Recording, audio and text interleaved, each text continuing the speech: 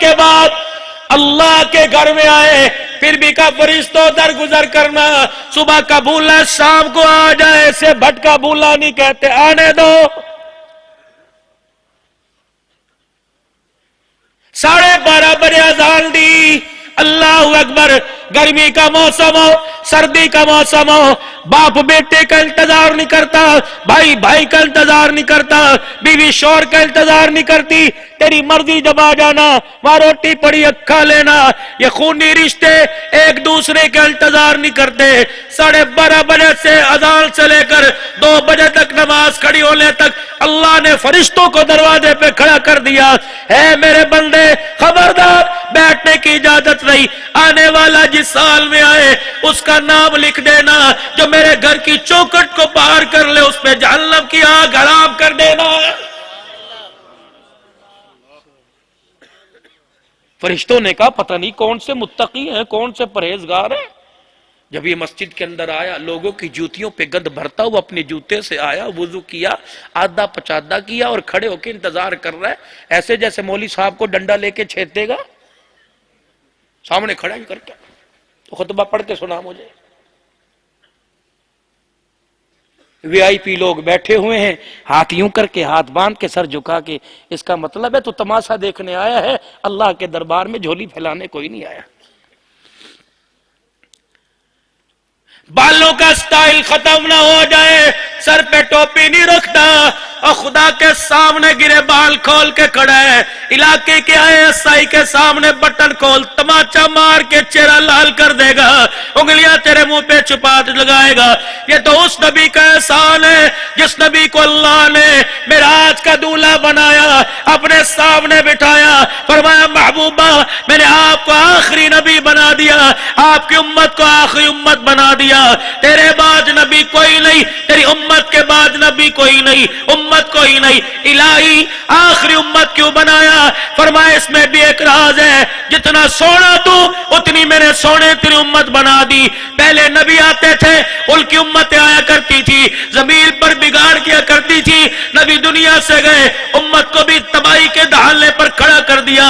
دوسرے نبی آئے، دوسری امتوں کے سامنے پچھلوں کے کرتوتوں کا، اگلی کے سامنے پچھلے کا۔ تیسرا نبی دوسری امت کا ذکر ہے، آدم علیہ السلام سے لے کر عیسیٰ علیہ السلام تک ہر نبی آیا، اس کی امت کے سامنے دوسروں کے کرتوت بتائے، اے میرا نبی مجھے تیرے سے اتنا پیار ہے، مجھے تیرے سے اتنا لاڈ ہے، تیرے آمد کی برکت پر میں نے تیری امت کے بعد امتی کا دروازہ بند کر دیا، اگلی امت آئے گی، تیری امت کی بے حیائی کے راز ان پہ فاش نہ ہو جائے۔ اے میرا نبی میرے تجھے تیری امت سے اتنا پیار ہے، بتا اے میرا نبی تیرے چہرے کی رعنائیوں سے مجھے کتنا پیار ہوگا۔ میرے تیرے بعد امت کا دروازہ ہی بند کر دیا تاکہ تیری امت کے عیب دوسروں کے اوپر ظاہر نہ ہو۔ یا اللہ دنیا میں بھی رکھے گا پردے کیا آخرت میں؟ فرمایا محبوبہ جب تو رو کے دکھائے گا نا اور کہے گا اللہ میری امت کا میرے سامنے حساب لے لے، تو محبوبہ حساب تو لوں گا لیکن میں تیرے سے پوچھوں گا ناراض تو نہیں؟ اللہ نہیں، پھر میں تیرے درمیان تیری امت کے درمیان رحمت والی چادر کو حائل کر دوں گا تاکہ تیرے امت کے سوال جواب کرنے سے تجھے پریشانی نہ ہو۔ محبوبہ بخشوں کا ضرور، لیکن میں نہیں چاہتا تیرے ماتھے پر پریشانی کی وجہ سے پسینہ آ جائے۔ جو اللہ اپنے محبوب کے ماتھے پہ پسینہ برداشت نہیں کرتے، آج امت اسے روز انور میں خون کے آنسو رلا رہی ہے، خدا کیسے برداشت کرے گا؟ وَنَضَعُ الْمَوَازِينَ الْقِسْطَ لِيَوْمِ الْقِيَامَةِ۔ ابھی آپ نے پڑھا تفسیر مدری قاری ثناء اللہ پانی پتی رحمت اللہ علیہ، سیدنا داؤد علیہ السلام عرض کرنے لگے الہی اللہ، وہ نام اعمال بعض جگہ کہتے ہیں ہوا کی صورت میں، روح کی صورت میں، جسم کی صورت میں، کاغذ کی صورت میں تولے جائیں گے۔ داؤد علیہ السلام کہنے لگے الہی وہ مجھے پلڑا دکھا دے، میرا پیغمبر، نظام میرا، حکومت میری، رحمت میری، حساب میرا، پیار میرا، غصہ میرا، آپ کیوں مداخلت کرتے ہو؟ کیوں پوچھنا چاہتے ہو؟ الہی مجھے دکھا دے۔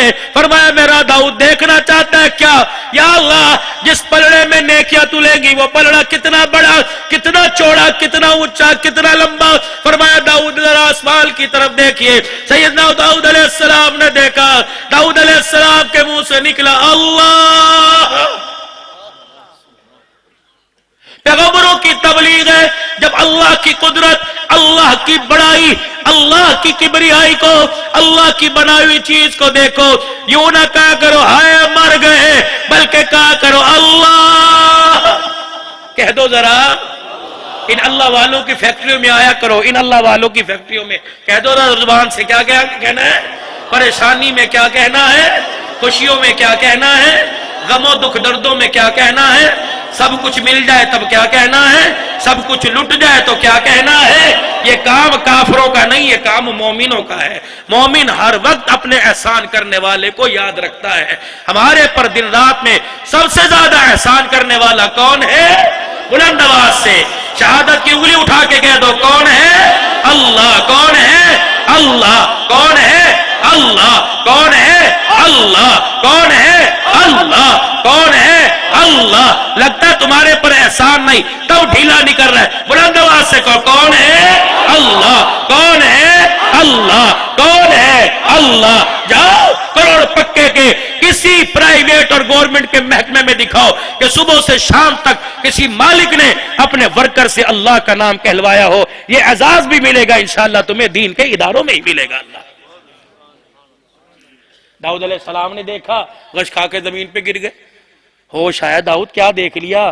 कहने लगे भाई ये पलड़ा भरेगा कौन? जिसका हुजम, लंबाई, चौड़ाई, जिसके पलड़े के पेंदे के साये ने मशरिक और मगरिब को छुपा लिया। सारा सूरज, आसमान, जमीन, पहाड़, समंदर, सात बर्रे आजम, रेत, मट्टी, बज्जर, कोयला, सारा दरिंद परिंद, चरिंद, डींगने वाले, चलने वाले, उड़ने फिरने वाले, सारे के सारे उसके पेंदे के साये में आ गए। इतना बड़ा पलड़ा भरेगा कौन? वो नमाज कि जिसकी सुन्नतों के बारे में हम कह देते हैं सुन्नती तो है, पढ़ लो सवाब है, ना पढ़ो तो गुनाह कोई नहीं। हज़रत बिलाल की कब्र पे बैठ के एहसास हुआ, मैंने कहा बिलाल कभी मदीने में भी आवाज लगी थी, सुन्नती तो है, पढ़ लो सवाब है, ना पढ़ो तो गुनाह कोई नहीं। का पाकिस्तान वालों से जाके कह देना शुक्र करो तुम हमारे जमाने में नहीं, हम तुम्हारे जमाने में नहीं। अगर तुम हमारे नबी को इतना हल्का समझते, तलवार लेके कब से तुम्हारा सर तन से हम जुदा कर देते। इस सुन्नत को बचाने के लिए तो करबला, सुन्नत को बचाने के लिए बिलाल मदीना छोड़ के शाम के अंदर अकेला आके लेटा हुआ है। खबरदार, ये तो कभी कभार ऐसा हो जाए परेशानी में, सफर मदर में कि सुन्नत कभी छूट जाए, अल्लाह माफ करे, वरना जिम्मेदारी। मुसलमानों तुम सुन्नत ही नहीं पढ़ोगे, अपने नबी के तरीकों को हम जिंदा नहीं करेंगे तो कौन करेगा मेरे?